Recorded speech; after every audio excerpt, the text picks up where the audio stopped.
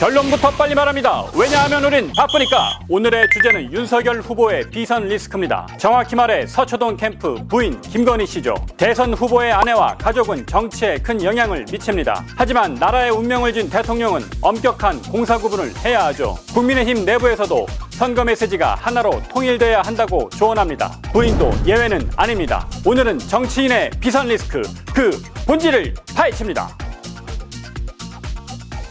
캠프에서 찍었습니까?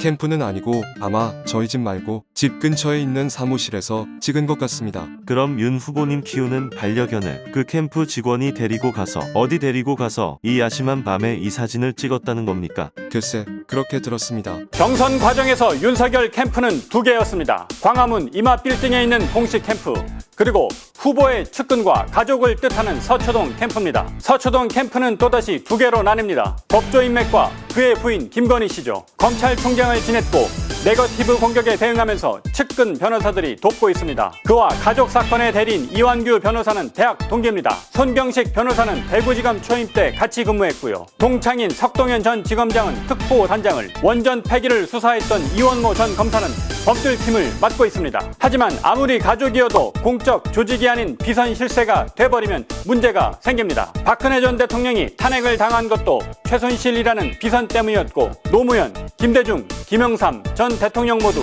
가족들의 영향력을 행사하면서 논란이 됐습니다. 서초동 캠프 얘기를요, 저는 사실 오래전에 들었습니다. 네. 그런데 이 전문성이라든 게 있어가지고 뭐 이렇게 움직이면서 뭔가 공식 캠프가 그 소위 관리할 수 없는 부분을 이렇게 챙겨주는 거면 모르겠는데, 요번에 그 개사과 사건을 보니까는 그 후보 토론에 나와서 이거 내가 잘못한 거니까 이제 더 이상 코멘트 하지 말라라는 취지로 이제 후보가 얘기를 하는데, 이렇게 되면 캠프에 있는 사람이 정말로 필요한 얘기를 하고 싶어도 상대방이 부인이면 말하기 쉽지 않아요. 심지어는 어떤 쓴소리가 나오냐면은 윤석열 캠프에 금기어가 있다. 그게 바로 그 부인인 김건희라는 이름 석자가 금기어다, 이런 말까지 나오는데요. 서초동 캠프의 존재는 일찍부터 알려졌습니다. 특히 반려견 토리가 나오는 인스타그램은 광화문 캠프에선 터치가 어려웠다고 합니다. 대사과 사진이 올라온 날 캠프 사람들은 출근길에 충격을 받았습니다. 일각에선 해킹된 게 아니냐는 반응이 나왔죠.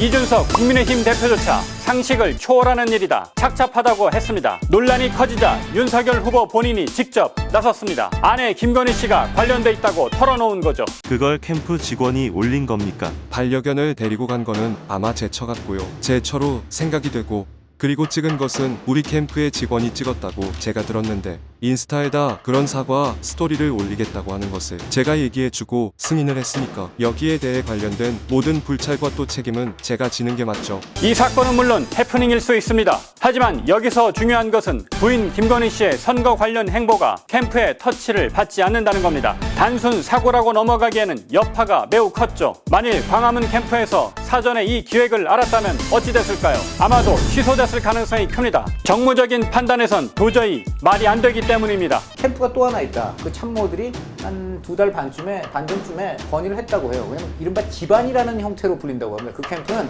지금 이른바 그 강화문에 있는 그 이마 빌딩에 있는 그 수성동 캠프가 아니고 강남에 지금 윤석열 후보 집 그 주변에 있는 캠프다. 그래서 이걸 집안이라고 보통 추상적으로 부른다고 합니다. 그 집안이 누구겠습니까? 지금 그 문제의 개사과를 지금 부인 내지 그 주변에서 올린 것이다는 지금 의혹이 강한 거 아니겠습니까? 이에 앞서 벌어진 왕자 논란이나 역술인 관련 이야기도 공식 캠프에선 대응하기가 어려웠습니다. 내용을 잘 모르니 캠프 대변인조차 손가락 위주로 씻는다는 말도 안 되는 해명을 내놨죠. 그러자 여당이 집중 공격을 퍼부었습니다. 또 이 캠프의 대변인은 임금왕자가 안 씻겨지고 남아있는 이유가 주로 손가락 위주로 씻으신 것 같다고 해명해서 빈축을 샀죠. 사진과 가정만 가지고 손 씻기를 어떻게 하셨는지 판단하기는 좀 어려울 것 같습니다. 9월 26일 3차 TV 토론, 9월 29일 4차 TV 토론, 10월 1일 5차 TV 토론까지 임금왕자가 계속 남아있는 걸 보면 약 6일간 손 씻기를 제대로 안 한 거 아니냐, 혹은 손소독제를 한 번도 사용하지 않은 거 아니냐, 아니면 캠프 대변인 말처럼 주로 손가락 위주로 닦다 보니까 이 손가락 씻는 방법을 몰랐던 거 아니냐, 이런 어떤 개인 방역 수칙에 대해서 무지한 것으로 보이는데, 여기에 대한 대책을 좀 세워야 되지 않을까 싶은데 어떻습니까? 손바닥 왕자를 캠프에서 먼저 알았다면 TV 토론에 3번씩이나 나가지는 않았을 겁니다. 정말로 이웃들이 써줬다 하더라도 3번 연속 카메라 앞에 서는 일도 없었겠죠. 이 많은 사람들 중에 내가 누구를 믿어야 될까? 캠프가 커질수록 어찌 보면 굉장히 고독해지고 힘들어져요, 후보는. 그럴 때 이제 유혹을 느끼죠.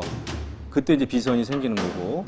네, 왜냐하면 이제 캠프 그 많이 찾아온 사람들이 더러는 특히 정치인들은 자기 이해관계에 따라서 또 오는 분들이 좀 많잖아요. 내년 또 지방선거도 있고, 그 다음에 또 공천 받아야 되죠. 그렇죠. 네, 이런 것 때문에 그때 이제 후보가 비선에 더 정치인들을 못 믿고 이제 비선에 이제 의존하게 되는데 이게 이제 비선이 아예 없을 수는 없습니다. 이게 사람이 정치도 뭐 사람이 하는 그 행위니까.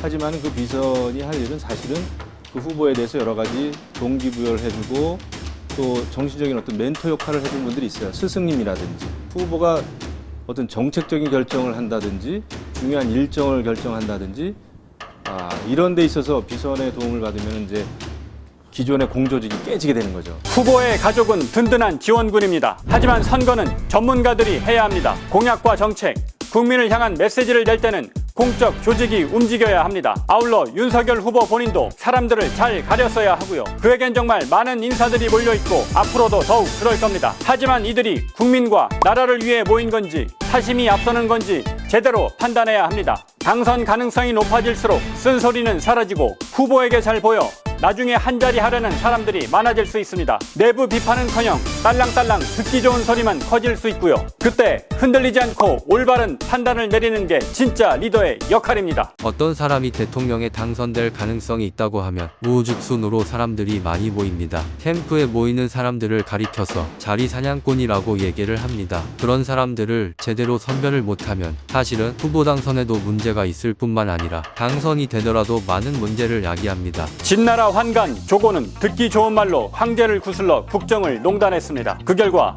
최초의 통일제국 진나라는 멸망했습니다. 권력자 주변엔 지록 위마의 조고 같은 사람들이 따라붙습니다. 윤석열 후보도 마찬가지일 수 있습니다. 가족처럼 자신을 위한 사람도 공사를 구분해야 하고 듣기 좋은 말로 옆에 두고 싶은 사람도 가렸어야 합니다. 이렇게 내부 관리만 잘해도 절반은 승리한 겁니다. 윤석열 후보는 과연 어떻게 할까요? 가짜로 막힌 속을 진짜로 뻥 뚫어드립니다.